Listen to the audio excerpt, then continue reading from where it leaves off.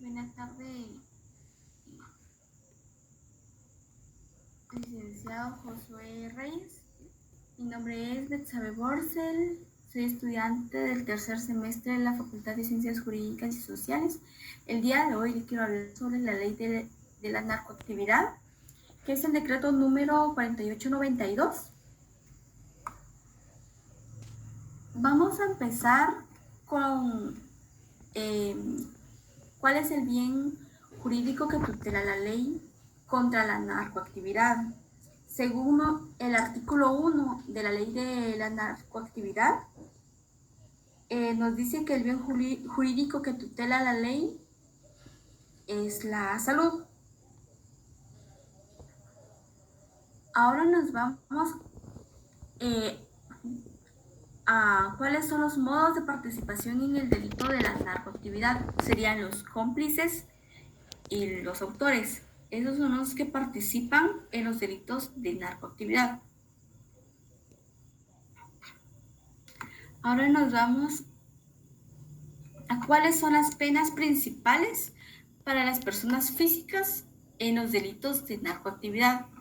Según el artículo 12 de la ley contra la narcoactividad, nos dice que sería la muerte, prisión y multa. Porque la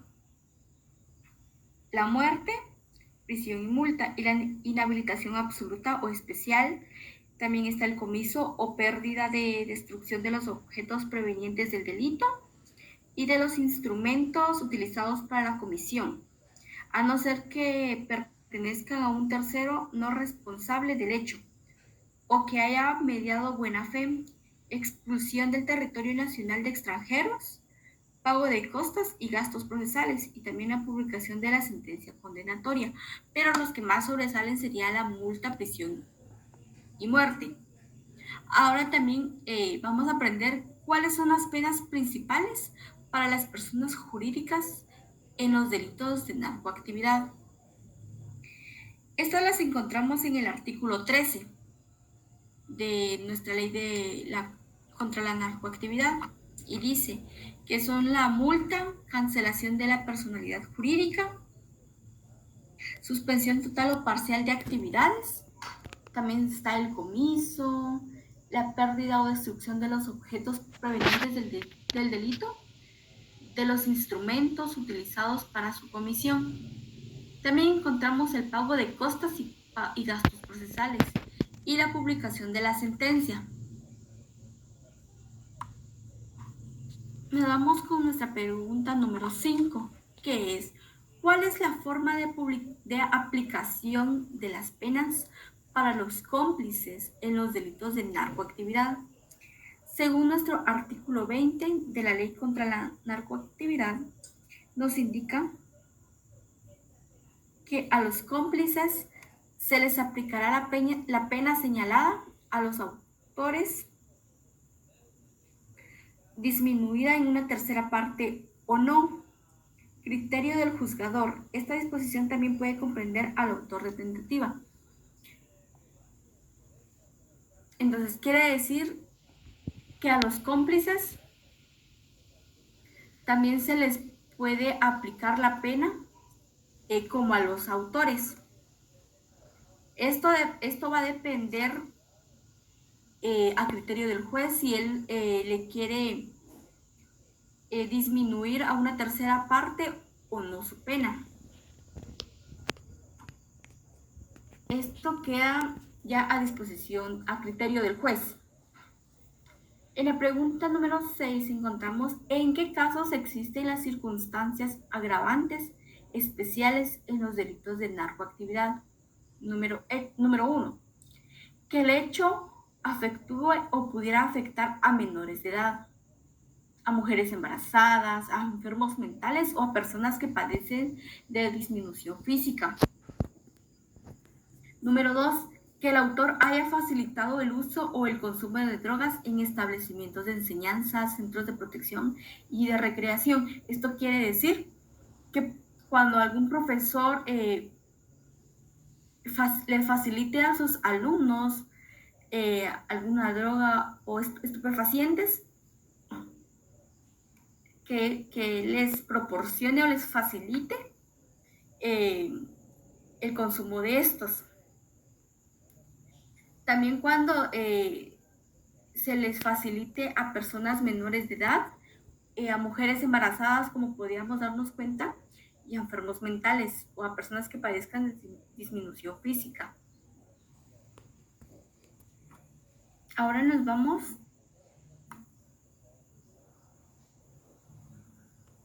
a la pregunta número 7. ¿Cuáles son las formas? A la pregunta número 7. Las formas atenuantes especiales en delitos de narcoactividad. Las formas atenuantes especiales en delitos de narcoactividad podemos encontrar cuando los autores, cómplices o encubridores de los delitos contemplados en esta ley, que sería la ley contra la narcoactividad, de manera espontánea ante el juez competente, proporcionarán, más allá de su participación, información que contribuya al establecimiento de los delitos tipificados en esta ley o a la captura de sus autores.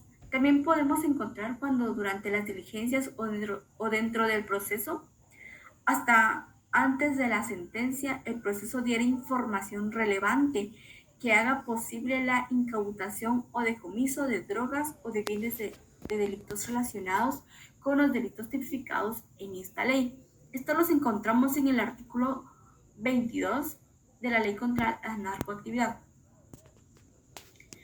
Medidas de seguridad. ¿Qué es una medida de seguridad?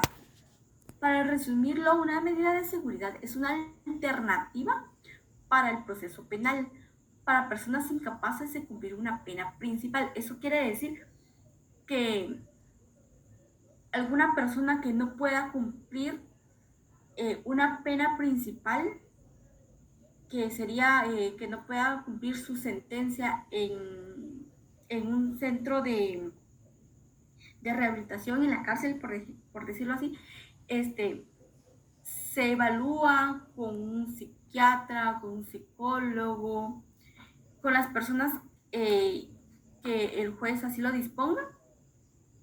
Entonces se buscan alternativas para estas personas y si estas personas se encuentran incapaces de cumplir su condena en un centro penitenciario, entonces se les lleva a un centro de rehabilitación o a un centro donde puedan cumplir ellos, cumplir ellos su condena. Esta es una medida de seguridad que se da y es una alternativa que se usa para esos procesos penales.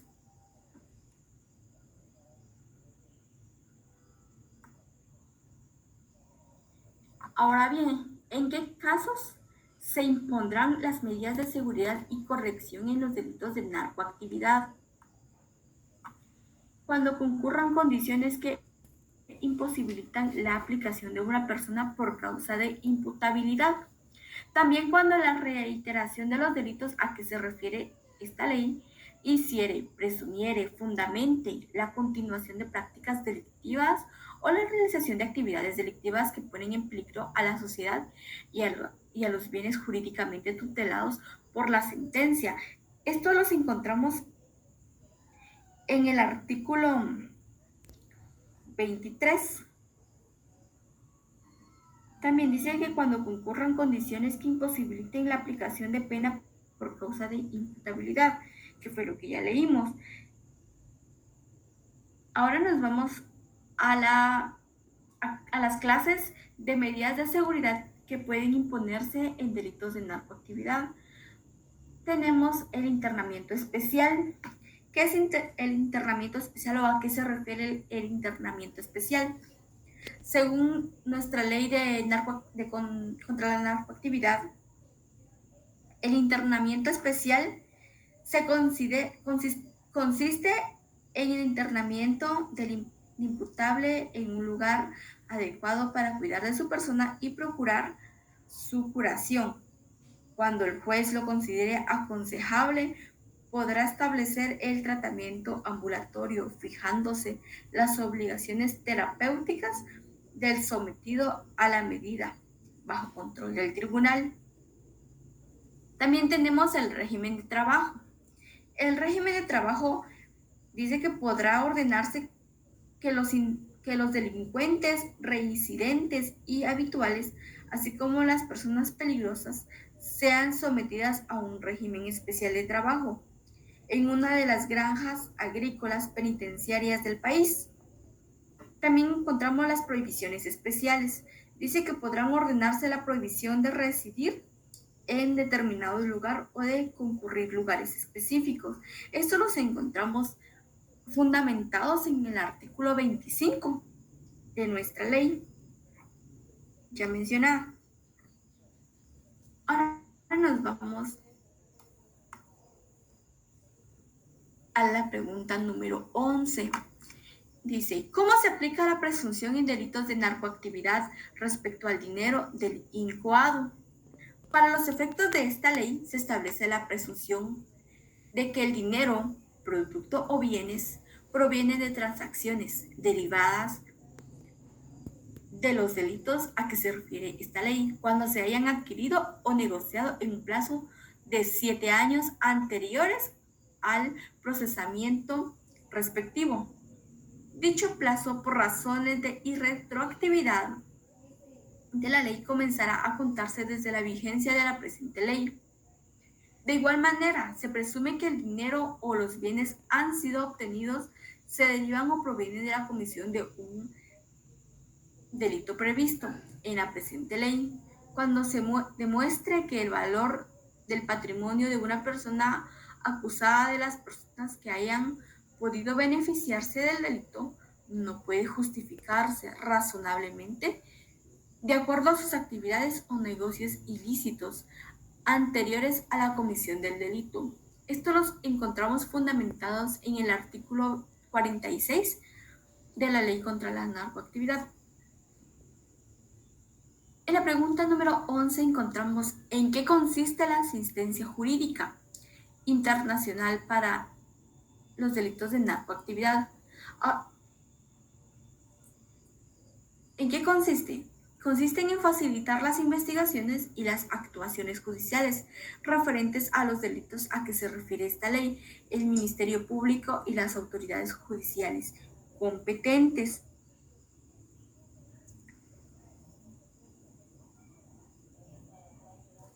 Esto los encontramos fundamentándose en nuestro artículo 63.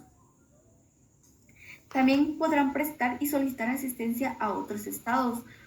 ¿Para qué? Para recibir los testimonios o tomar declaración a las personas, para presentar documentos judiciales, efectuar inspecciones, incautaciones, examinar objetos y lugares, también facilitar información y elementos de prueba, entregar originales o copias auténticas de documentos y expedientes relacionados con el caso, inclusive documentación bancaria, financiera, social y comercial. Identificar o detectar el producto, los instrumentos y otros elementos con fines probatorios. También cualquier otra forma de asistencia judicial recíproca autorizada por el derecho interno. Ahora nos vamos a la pregunta número 13 y nos dice, ¿en qué consiste la detención provisional en materia de narcoactividad? Consiste en que siempre que exista reciprocidad, los estados que hayan suscrito tratados internacionales sobre drogas, estupefacientes y psicotrópicos ratificados por Guatemala podrán solicitar por escrito la detención provisional de la persona buscada que se encuentre en el territorio nacional. Esto lo encontramos fundamentado en el artículo 64. También cuando la solicitud para estas solicitudes debe contener información sobre la descripción, identidad, ubicación y nacionalidad de la persona cuya detención se pide. Una declaración elaborada por un funcionario judicial sobre la conducta delictiva por la cual se persigue a la persona requerida, lugar y fecha de la comisión del delito y las disposiciones legales que lo tipifiquen. También el compromiso de solicitar posteriormente la extradición por la vía correspondiente. Deberán acompañarse los documentos que acrediten la existencia de una sentencia o de un orden de detención proferida y vigente por el tribunal competente del país que quiere la medida cautelar. Ahora, ¿qué es extradición en materia de narcoactividad y en qué consiste la renuncia a la extradición? Vamos con qué es extradición en materia de narcoactividad. Es la entrega de una persona refugiada o detenida en un país a las autoridades de otro que la reclama para enjuiciarla o para que cumpla allí la pena impuesta. Para ampliarnos más a esta pregunta, nos vamos al artículo 68 de nuestra ley contra la narcoactividad. Y nos dice que la extradición y procedimiento para tramitarla para los efectos de esta ley en cuanto a la extradición, ya sea activa o pasiva, se establecen algunas reglas, que son la prevalencia de los tratados o convenciones internacionales, habiendo tratados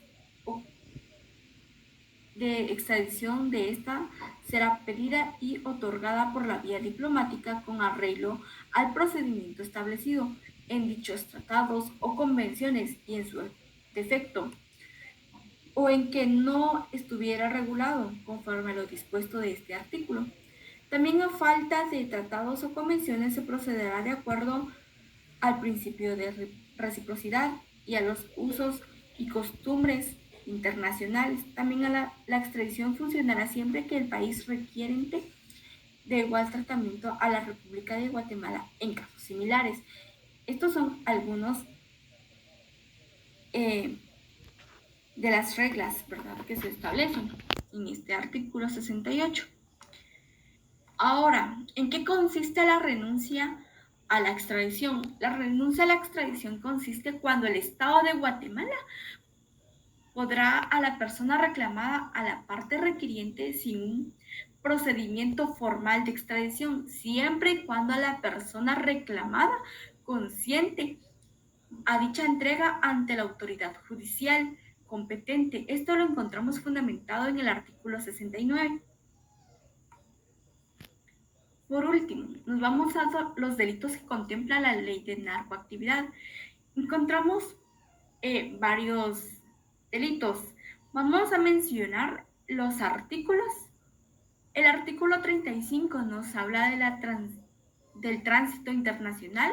El artículo 36 nos habla de la siembra y cultivo. El artículo 37 nos habla de la fabricación